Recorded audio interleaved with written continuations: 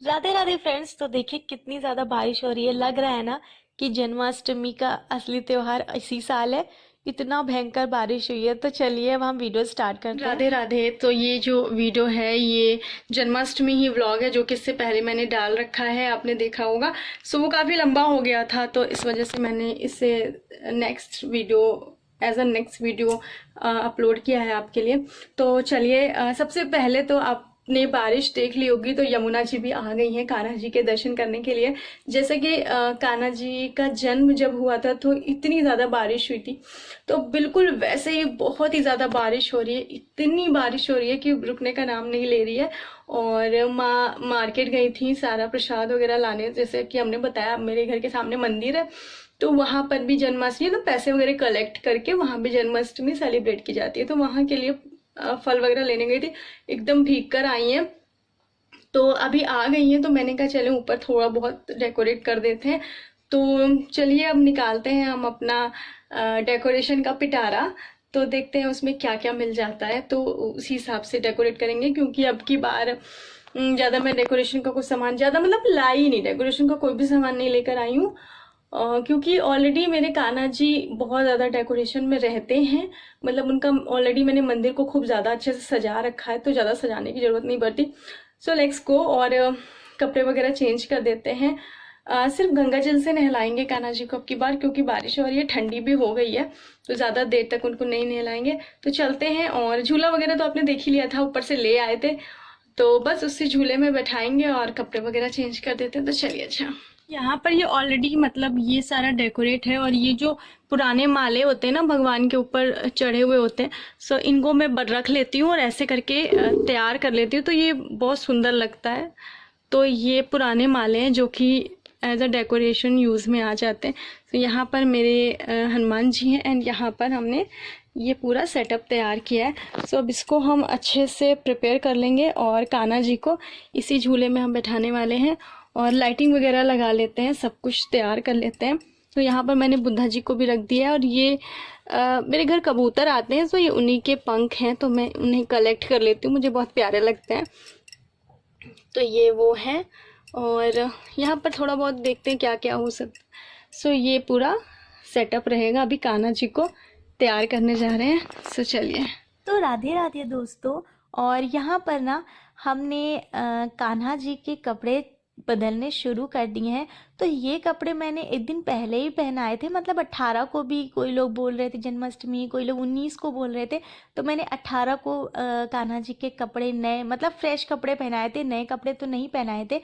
तो बस उन्हें चेंज करा। और यहाँ पर मैं कान्हा जी को चंदन लगा कर ना, चंदन का लेप लगाकर उन्हें नहलाऊंगी, स्नान कराऊंगी। तो as a face pack, body pack type का मैं लगा रही हूँ कान्हा जी को। क्योंकि हम अपना अगर अब ख्याल रखते हैं तो कान्हा जी का भी तो उतना ही ख्याल रखना चाहिए हमें।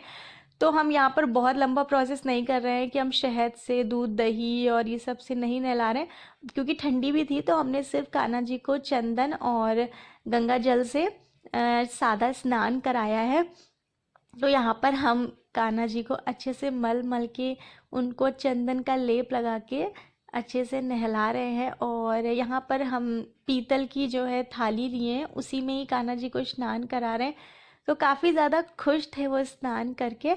और उसके बाद बस हमने उन्हें मलमल की एक टॉवेल में उतार लिया और बस अच्छे से पोंछ लेते हैं कान्हा जी को। और कोई भी बिल्कुल हार्ड टॉवेल नहीं लिए, ताकि उन्हें बिल्कुल भी स्क्रैच ना आए, उन्हें बिल्कुल भी लगे नहीं। तो यहाँ पर उन्हें मैंने सुखा दिया अच्छे से। तो ये है कान्हा जी की ड्रेस, बर्थडे ड्रेस। तो कैसी लगी जल्दी से बताइएगा। तो चलिए अब हम कान्हा जी को अच्छे से न्यू वाला ड्रेस पहना देते हैं, क्योंकि आज उनका बर्थडे है तो न्यू ड्रेस तो बनती है ना। तो चलिए ये ड्रेस हो गई कंप्लीट। तो कान्हा जी मेरे 4 नंबर के ना, इसलिए उन्हें सजाने की चीज़ें काफ़ी अच्छी अच्छी सी मिल जाती है। तो यहाँ पर हमने कान्हा जी को माला पहना दिया है। और ये सीतारामी हार टाइप का है, 2 लेयर में, 2 लड़ी वाला है। और ये इयरिंग्स तो मुझे नहीं मिल रहे थे कान्हा जी के काफ़ी अच्छे से, जैसे मुझे चाहिए थे नग वाले। तो मैंने यहाँ पर वो पुराने वाले इयरिंग्स ही पहनाए हैं और बहुत सुंदर सी पगड़ी लगाई है। लेकिन अभी आपको कान्हा जी के दर्शन करने मिलेगा नहीं, क्योंकि अभी हम चलेंगे, पूरा कान्हा जी को तैयार कर लेंगे और उसके बाद हम बनाएंगे उनका प्रसाद। उसके बाद जब रात में हम आएंगे ना तब उनके दर्शन करने मिलेगा। कान्हा जी इतना सजे, इतनी आसानी से तो अपने दर्शन नहीं देंगे ना आपको, तो प्लीज़ थोड़ा सा इंतज़ार करिए कान्हा जी को देखने के लिए। तो यहाँ पर मैंने उनके गालों में भी जो है ना कुमकुम लगाया, बहुत प्यारा लगा। सो चलिए, तो अब हम किचन में आ गए हैं बनाने के लिए कान्हा जी का प्रसाद। तो अब की बार मैं पंचामृत नहीं बना रही हूँ, क्योंकि नहीं बना रही हूँ, तो प्रसाद बनाने जा रही हूँ जो कि है मेवा पाक। तो उसके लिए ना मैंने यहाँ पर थोड़े से छुहारे ले लिए हैं इतनी क्वांटिटी में, और यहाँ पर हमने ले लिया है गरी, मखाना, इधर बादाम, इधर काजू और इधर गरी वगैरह। तो ये सारा हमने ले लिया है और बहुत सिंपल सी इसकी विधि है, रेसिपी है। बस इसको अब मैं देसी घी में फ्राई कर लूँगी। और प्लस आपको क्या करना है कि सारी चीज़ों को अलग अलग फ्राई करना है। एक में फ्राई कर दोगे तो गड़बड़ हो सकती है, क्योंकि कुछ चीज़ें ज़्यादा फ्राई करनी है, कुछ चीज़ें कम फ्राई करनी है। तो अब हम फ्राई कर लेते हैं और फिर आपसे मिलते हैं। सबसे पहले ना आपको क्या करना है कि आपको जो छोटे वाले ड्राई फ्रूट्स हैं जैसे कि काजू वगैरह वो फ्राई कर लीजिए, और फिर बादाम फ्राई कर लीजिए। उसके बाद आप फ्राई कर लीजिए छुआरे, और फिर नारियल, और फिर मखाने फ्राई करिएगा। अगर आप सबसे पहले मखाना डाल देंगे तो वो जितना भी घी है ना सबसे पहले सोख लेगा उसको। तो इसलिए आपको ऐसे तरीके से प्रसाद को पकाना है कि वो जो है ना ज़्यादा घी ना पिए। तो लास्ट में आपको मखाना डालना है, तो आपका जो घी है ना वो ज़्यादा देर तक चल जाएगा और सारी चीज़ें अच्छे से फ्राई हो जाएंगी। वैसे आप बहुत सारी चीज़ें डाल सकते हैं, लोग पोस्ता डालते हैं और डालते हैं उसके खरबूजे के बीजे हैं वो डालते हैं। आपके पास जो भी ड्राई फ्रूट्स अवेलेबल हो आप वो डाल सकते हो। सब स्टार्ट करते हैं और हम पूरा ये सारा प्रोसेस कर लेते हैं। फ्राई करने वाला, फ्राई तो आप कर ही लोगे, फिर हम मिलते हैं आपसे थोड़ी देर में। यहाँ पर ये सब भूंज गया है अच्छे से, मैंने इसको फ्राई कर लिया है और अब आगे का प्रोसेस स्टार्ट करते हैं। और काफ़ी कम घी में मैंने इसको भूनने की कोशिश की है ताकि बहुत ज़्यादा ऑयली ना हो। तो चलिए अब देखते हैं इसका जो मीठापन है वो कैसे बनाना है, इसका सीरा कैसा होना चाहिए। तो चलिए देखते हैं।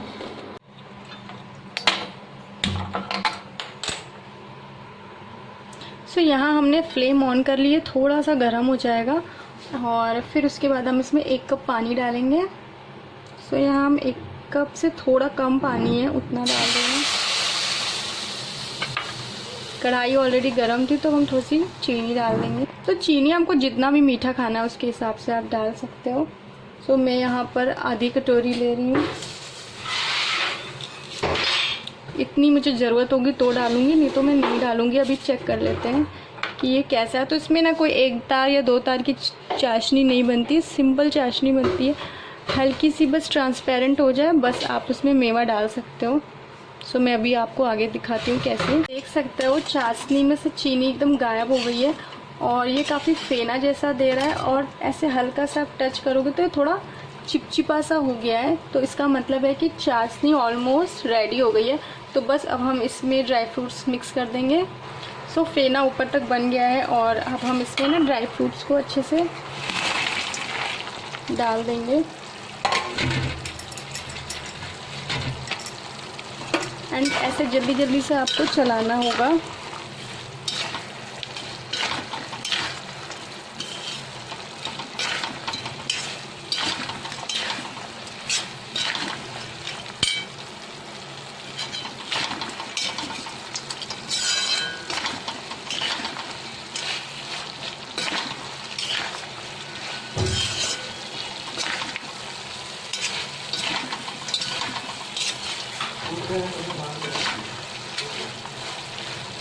तो जब तक चाशनी अच्छे से सूख नहीं जाती, ये चाशनी अच्छे से सूख नहीं जाती, तब तक आपको इसे पकाना है। इसी के साथ चाशनी पूरी सूख गई है, आप देख सकते हो चाशनी बिल्कुल भी नहीं दिख रही है, बहुत हल्की हल्की से दिख रही है और ऑलमोस्ट ये डन हो गया है। और बस अब हमें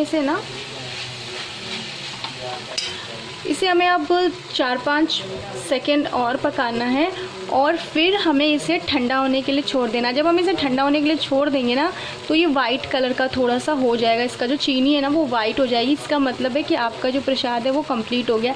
सो ये रहा आज का मेवा पाक की रेसिपी। बहुत ही सिंपल, बहुत इजी और खाने में बहुत टेस्टी और कृष्ण जी का फेवरेट प्रसाद है ये। तो इसी के साथ आप देख सकते हो प्रसाद एकदम रेडी हो गया है।